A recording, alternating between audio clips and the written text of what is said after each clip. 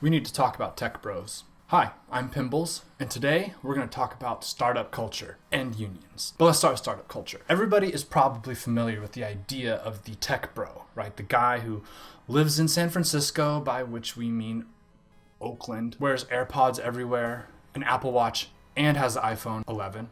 I only have a 10S, which means I am part of the proletariat. Uses words like disruptive, hyperscale, blockchain, convergence, and probably has a pillowcase with Elon Musk's face on it. Speaking of Elon Musk, he's widely known as a genius and an innovator and an astronaut. And, he is. But there's some problems with Elon Musk beyond the fact that he dated Grimes for longer than you would expect. He's not just your tech daddy. Oh, that feels gross. He is massively anti-union. He called a cave diver who rescued a bunch of kids in Thailand a pedo guy. Is friends with Peter Thiel, who, possibly Thiel, so now you can get mad at me either way, who helped to destroy Gawker and Splinter, I guess. He didn't invent Tesla, although everybody thinks he did. He just pushed out the guys who invented it and kind of took credit for it ever since 2002. Oliver Thorne did an excellent video on Elon Musk, which I will link in the description, so I highly recommend you check that out. I'm not going to get into much more detail. Let's use Elon Musk as a stand-in for entrepreneurs in the Silicon Valley world. Thing is, these tech entrepreneurs tend to be massively anti-union. This is bad. Why are they anti-union? Look, I've spent several years working in the tech world, and so I have a little bit of ground to stand on here. I know a little bit of what I'm talking about. And so I'm going to give you a little bit of my personal experience. And what I have seen is that tech companies hate unions the way I hate those shoes with the toes. I don't understand why I don't like them, but they're just, oh boy, I am not on board with those shoes. And this is where the title of my video comes in, right? I'm about to explain tech culture in a way that would not endear me to people who make hiring decisions at tech companies. So, let me give you a scenario. The month is April. We're told that for the month, our goal is to quintuple our production. Again, in March, we'd done 5 times what we had done ever previously in the 2 to 3 years the company had been in existence. And now our goal is to duplicate. Our team was about 30 people, and they're mostly around my age, so young professionals, a few years out of college. And we had a few outsourced workers who handled some of the less technically skilled or detail-oriented tasks, let's say. So that's the team. April starts, and we hit the ground running. We all buy in. Everybody believes we don't necessarily believe we can do it, but we're going to do our best. So we start working harder and longer. Longer hours, and longer hours, and longer hours. By the second week of April or so, I was working approximately 100 hours a week. No days off, multiple nights spent at the office, working 16-hour shifts, going home to shower, maybe catch a couple hours of sleep, and then back to the office. And I was working hard, but let me be clear here, I was not an aberration or an exception. Everybody was working at least as hard as I was. Some people were working even harder. There's a happy ending to this story, because at the end of the month, we had done it. We had quintupled our production, which we did not believe was possible, but it was done. I got laid off in June. Here's how it works when you interview or onboard with a startup, particularly an early stage startup. The interview and pitch is something along these lines. We believe in work-life balance. We want you to have a good experience working here. We totally understand if you need to take time off, if you need to take a Wednesday off because you have errands to run, or you have a doctor's appointment, or maybe even take 2 or 3 days off on the weekend. So instead of just getting Saturday and Sunday off, you take 3 or 4 days. Enjoy yourself. We want you to feel happy working here. We will also say that this is an exciting time in the company. We're trying to grow pretty aggressively, and what we tend to see in people who succeed at this company is people who put in the time, right? We're not going to tell you have to stay longer or work extra hours or come in on the weekends. If you want to just come in and work your 9 to 5 or 8 to 5 or whatever your schedule is, that's totally fine. But the people who tend to get ahead here tend to be the people who, stay an extra hour or two to finish up a project, or they're available on Saturday in case somebody needs to fix something. Again, this is not mandatory. We're just letting you know if you want to advance your career and move forward with this company, these are the ways that people tend to succeed. Now, this is a lie. Let me back up. It's not a total lie because they won't fire you if you don't stay 2 hours late, but they will make you feel bad. They will make you feel guilty if you try to take care of yourself or if you try to set boundaries. You are not willing to give your whole life to the company, at least for a few years. They will make you feel guilty. And not only that, your coworkers will make you feel guilty because some of them will buy in. If you don't buy in, you will get left behind.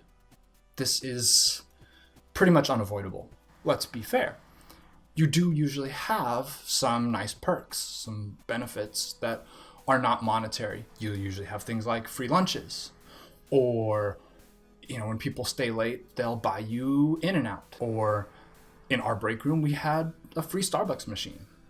Literally, it was Starbucks branded. You could get espresso and coffee, very chill, as much as you wanted all day long. We had a very cool office. We had some sweet Sonos speakers that we could play whatever we wanted through. We had like a sick patio and, cool lighting and stuff. And this is all really cool. And I like free coffee. And I like unlimited PTO. And I like being able to come in at flexible hours and not having to wear a suit and tie. These are all positive things. But in practice, the reason we do these cool things, right? The reason companies provide these kinds of perks is because they don't want you to question why you're being underpaid or why you're doing twice as much work for the same money, why there aren't more people working there and you're working 60 or 70 hours a week. Why are you answering emails at 1 a.m.? Or why are you picking up the phone on a Saturday or a Sunday to come into the office for a few hours? If you don't do that, you are viewed as not committed to the job. If you leave when you're supposed to leave, if you take your full hour for lunch and don't eat at your desk and keep working, if you try to take a day off in the middle of a push, they may not fire you for that. It will hurt the way you are perceived in the office and by your bosses. The whole point of all these perks is to convince you that it is okay that you are underpaid and there's no reason to rebel or ask questions because, hey, free Starbucks. And for a while, this is fine. If you drink the Kool-Aid, it's actually Flavor Aid. If you really buy in, you believe that you're building something cool, or maybe not even cool. Maybe you believe that what you're building is really valuable to the world, right? A positive force for good, something that will actually improve people's lives. And you may be right. There are startups that do some amazing work. 90% of startups fail. So you are killing yourself, sacrificing your personal life, your relationships, your free time to a company that has, at best, a 1 in 10 chance of succeeding. And the only way that pays off for you personally is if you have equity. I'm going to explain equity in a minute, but I only got equity at one company, at one of the startups I worked at. And meanwhile, you're working 45, 55, 80, 100-hour weeks. But because you're on salary, you don't get overtime. You don't get paid extra for working those hours. What they've done is they've gotten work of 2 people for the price of 1 with no guarantee that you will be rewarded for that in the future. Just the potential for a reward. So let's talk about equity. Equity means ownership, but in a practical sense, it means stock option. I'll use myself as an example here because I know specifically how it worked for me, and I'll use that as sort of a general reference point. So when I was hired, part of my compensation package was 5,000 shares in the company. Sounds pretty nice. Those shares vested, became sellable, right? I actually owned them at 25% a year. So after 1 year, I owned officially 1,250 shares. After 2 years, 2,500, etc. This is designed to keep you tied to the company because if you leave before your shares vest, you don't get them, right? You lose those shares. So if you believe that the company's going to pay off, then you stay so that you can get your equity, right? The promise of equity is generally that you will be able to retire if the company succeeds.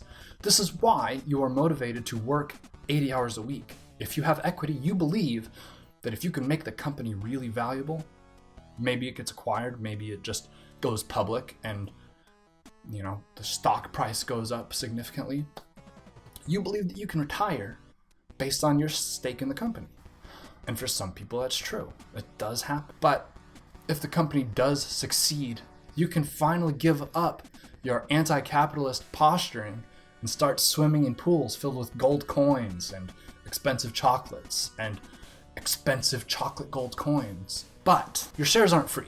You are granted shares at face value. So whatever the company has been valued at is divided among the total number of shares, and each share is worth that percentage, basically. So if the company's worth $1 million and has 100 shares, each share is worth $100. In my case, they were about $4, I think maybe $4 like 15 cents. What happens is if the company goes public, this is generally known as an IPO, initial public offering.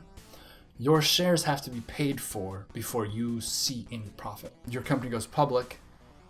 For me, my shares were worth $4. If we went public at $5 a share, I would get essentially $1 a share.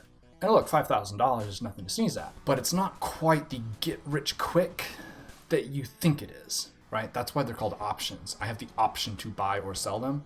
I don't have to sell them when we go public. Here's another catch. What if your company doesn't IPO? Pinterest was valued at $5 billion in 2014. In 2015, it was valued at $11 billion. The company was founded in 2010, so that's pretty good return on your investment. That's a pretty good upswing in value. And so a lot of people probably got rich, right? Because $11 billion is, they don't have 11 billion employees, so people were making money. But in fact, you would think that, but Pinterest actually didn't IPO until February of this year. So that's 9 years that you were waiting for your company to go public and for your shares to become valuable.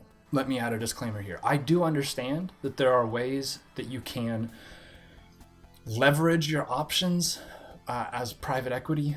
So like as collateral or as loans, right? You can make money off your shares without the company being public, but you generally can only do that if you have a decent amount of money already. So just so nobody yells at me, I do know how this works, and it is not that complicated. Let's take another example. Airbnb is currently worth $31 billion. It was founded in 2008 and it's still privately held. Epic, who you may remember from Fortnite and probably no other games, but the Epic Store, which everybody hates, is worth $15 billion. It was founded in 1991 and it is still privately held. Now I understand some of that value has come very recently with the explosion of Fortnite's popularity, but still, if you joined the company in 1991 as a lower level employee and got some equity, your equity is still private. You still have not been able to sell your stock on the open market. Let's also discuss this. You are granted shares when you join the company at the current value of those shares. So if you joined Apple right now and you got equity, which you wouldn't, maybe a C-level or a VP would, but if you joined Apple today, Apple stock is worth $227 approximately right now. So you join Apple, you don't make any money on your options unless the stock price goes above $227.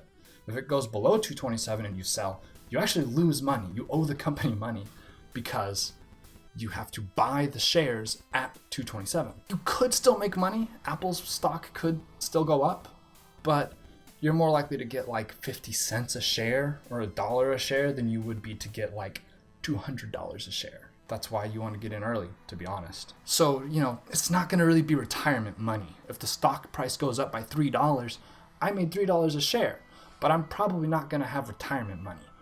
I did make a profit, but it's not exactly like I'm going to be buying a second yacht to keep my first yacht from being lonely. This all kind of sucks and seems like bad. And This is where it's finally time to talk about unions. If you've ever worked for a large retailer, you've heard of unions. And what you've heard is that they are bad. I speak from experience here because not only have I worked in the tech world, but I've also worked for both Lowe's and Home Depot and a couple other big box retailers. There is a substantial amount of training devoted to telling you to ignore union reps or report people trying to organize, and reminding you that unions are bad for you as a worker. If, for example, you get caught trying to organize or join a union, at least in the case of Home Depot, they will straight up fire you. Like, on the spot, they will fire you. This is not constrained, though, just to big construction stores. Google isn't unionized. Target's not unionized. Walmart isn't unionized. Delta Airlines isn't unionized. Amazon isn't unionized. Apple isn't unionized.